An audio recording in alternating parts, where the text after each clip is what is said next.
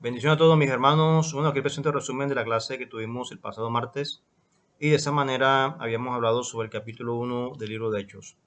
Básicamente la iglesia en ese tiempo estaba pasando un tiempo difícil. De esa manera eran perseguidos, no tenían poder político, no tenían poder militar. Había muchos obstáculos. Sin embargo, la iglesia predicaba. Sin embargo, la iglesia predicó en medio de un contexto pagano muy difícil. Teófilo puede haber sido un dignatario romano, un oficial romano, donde se le dirigió el libro para que ellos pudiesen entender y comprender lo que hacía la iglesia. Lo más probable es que el libro de Hechos haya sido como especie de un derecho de petición, una demanda hacia el imperio, demostrando que los cristianos no eran una amenaza para el imperio, sino que eran de beneficio para Roma como tal.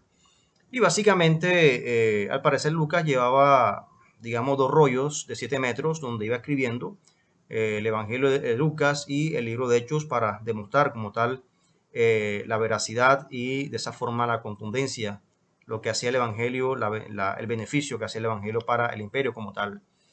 De esa manera, demostrando que el cristianismo no era peligroso, que el cristianismo era inocente y que el cristianismo era legal delante del imperio romano. Así que, básicamente, Lucas describe solo el comienzo, básicamente, de la obra de Jesucristo, mientras que Hechos describe su continuación y la obra de Jesús continúa hasta el día de hoy.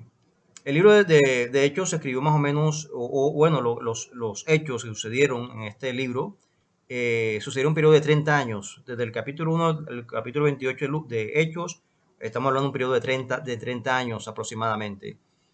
Y básicamente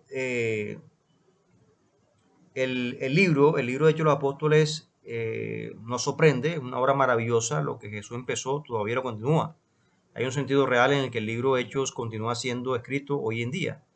No en un sentido bíblico, autoritario, sino en el sentido de la obra de Dios que continúa por su espíritu a través de su iglesia.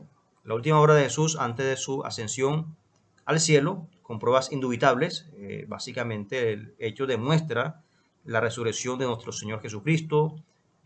40 días estuvo con sus discípulos dándoles instrucciones y de esa manera se apareció a más de 500 personas, ¿verdad? Cuando estaba aquí, obviamente, en la tierra, antes de subir a la patria celestial. La ascensión de Jesucristo, nuevamente, ¿verdad? Ya da otras instrucciones finales, ¿verdad?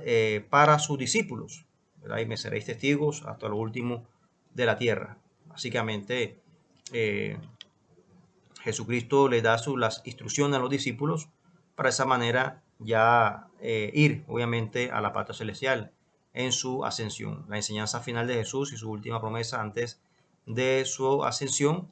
Y me seréis testigos. El resultado natural de recibir este poder prometido sería que ellos se volverían testigos de Jesús por toda la tierra. Cuando haya venido sobre nosotros el Espíritu Santo. Si queremos ser testigos, necesitamos ser llenos del Espíritu Santo. El mejor programa de entrenamiento para el evangelismo logra poco sin la llenura del Espíritu Santo.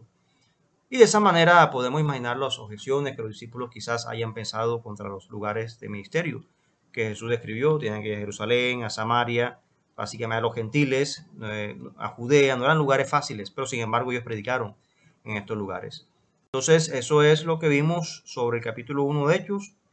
Y la próxima clase vamos a ver a Matías. Matías que reemplaza a Judas. Entonces los seguidores de Jesús regresan a Jerusalén. Entonces corresponde ya los versículos 12 al 14 para la próxima semana. Que mi Dios Santo les bendiga.